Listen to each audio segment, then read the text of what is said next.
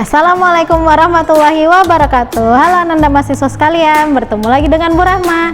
Nah, pada kali ini kita akan membahas tentang pembelajaran menggunakan Web 2.0 dan sosial media.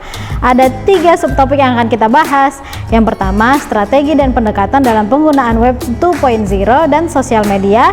Yang kedua, sumber-sumber Web 2.0 dan sosial media. Dan yang ketiga, menghubungkan Web 2.0 dan sosial media dengan pembelajaran. Kuy kita bahas.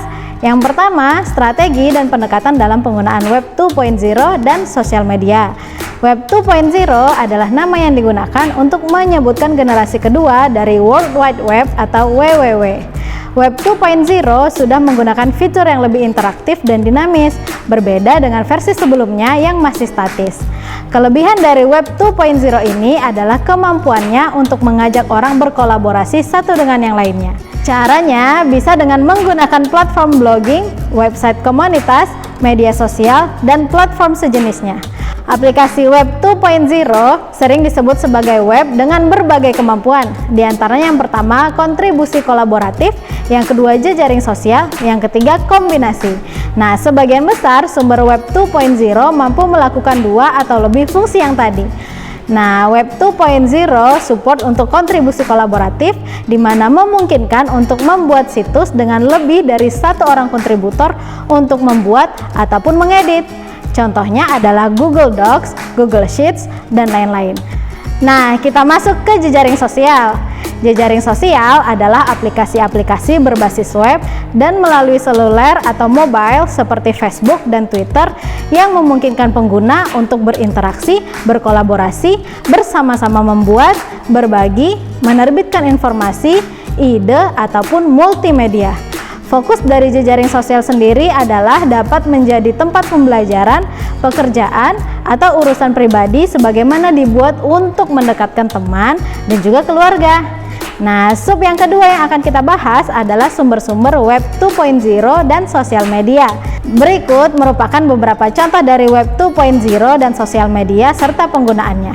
Yang pertama, Edmodo. Siapa sih yang nggak kenal dengan platform Edmodo ini? Nah, orang-orang menyebutkan Edmodo ini sebagai sebuah media sosial khusus bagi penggiat pendidikan. Jadi, baik itu guru, siswa, mahasiswa, ataupun dosen dapat menggunakan platform ini. Bahkan, Edmodo juga memberikan fitur khusus bagi orang tua siswa yang belajar menggunakan platform ini. Edmodo merupakan salah satu bentuk teknologi informasi yang mendukung upaya pendidikan abad 21. Sekarang, tidak hanya wajib, bahkan itu juga suatu keharusan dalam sistem pembelajaran di mana sebelumnya dilakukan secara konvensional, beralih atau digabungkan dengan metode daring, dan juga menjawab tantangan abad 21. Edmodo memberikan layanan untuk metode tersebut. Nah, Edmodo memiliki fitur yang solutif terhadap perkembangan teknologi informasi bagi dunia pendidikan. Edmodo memberikan pelayanan pengelolaan sistem pembelajaran lewat dunia online. Pengelolaan di Edmodo juga sangat mudah dan sangat cocok bagi para instansi pendidikan yang ingin menggunakan Edmodo sebagai platform. Nah, yang kedua ada Google Docs.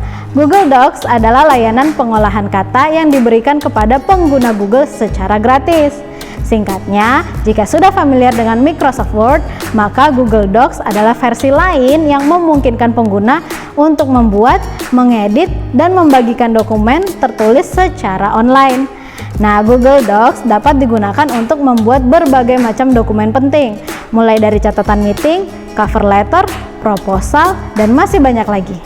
Google Docs juga dapat dipergunakan di laptop dengan membuka website resmi dan login dengan menggunakan akun Gmail. Penggunaan Google Docs dari gadget itu bisa selain dengan menggunakan laptop, juga bisa mendownload aplikasinya dari Google Play Store dan juga App Store. Yang ketiga, LinkedIn. LinkedIn adalah platform bagi siapa saja yang ingin memajukan atau mengembangkan karir. LinkedIn adalah media sosial yang dapat digunakan untuk menemukan pekerjaan atau tempat magang yang tepat dan dapat menghubungkan juga memperkuat hubungan profesional. Selain itu, LinkedIn juga bisa membantu dalam mempelajari berbagai macam keterampilan yang dibutuhkan agar karir Ananda sekalian lebih sukses ke depannya. Yang keempat, Facebook. Di Indonesia, jumlah pengguna Facebook aktif per bulannya mencapai 77 juta orang. Dengan demikian, Facebook adalah jejaring sosial yang digemari dan menjamur di kalangan masyarakat di Indonesia.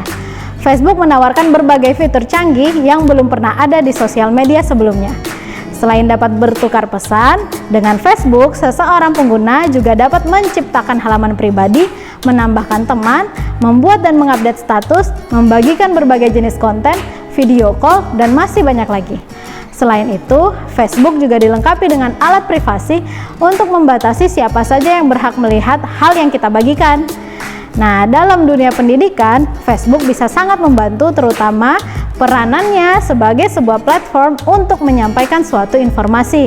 Nah, sebagaimana pengertian media yang merupakan saluran untuk menyampaikan informasi dari satu sumber menuju ke pendengarnya, maka Facebook pastinya memiliki fungsi tersebut.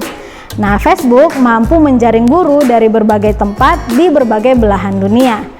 Nah, subtopik yang ketiga yaitu menghubungkan Web 2.0 dan sosial media dengan pembelajaran.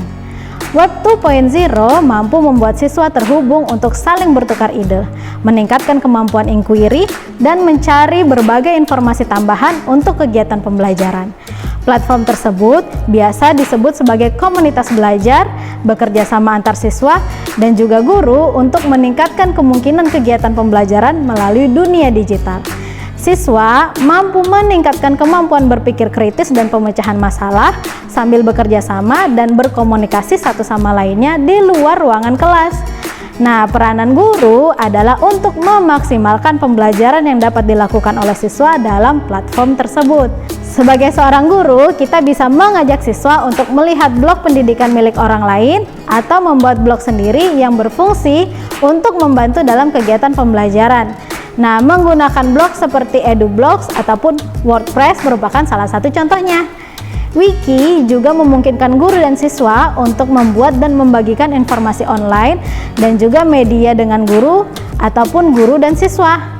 Guru dapat menggunakan aplikasi seperti Wikidot ataupun Wikispace Classroom yang memungkinkan guru untuk membuat tempat, untuk mengedit, dan juga mudah untuk digunakan oleh siswa secara online. Selain itu, aplikasi produktif lainnya juga memungkinkan guru dan siswa untuk meningkatkan pengalaman dan mengasah keterampilan abad 21 dalam pembelajaran, seperti memvisualisasikan grafik, membuat mind map, dan melakukan presentase. Contohnya adalah seperti aplikasi Prezi yang sering digunakan untuk membuat presentase, OpenOffice untuk mengedit dokumen, Zoom untuk melakukan pembelajaran jarak jauh, dan masih banyak contoh lainnya. Dalam platform tersebut, siswa juga dapat berdiskusi dan bertukar informasi terkait materi pembelajaran. Sosial media lainnya adalah seperti Edmodo yang juga bisa digunakan untuk penilaian dan kuis, dan juga Edmodo mampu berbagi kalender untuk mengingatkan deadline tugas kepada siswa. Nah, itu kira-kira materi kita mengenai Web 2.0 dan juga sosial media dalam pembelajaran.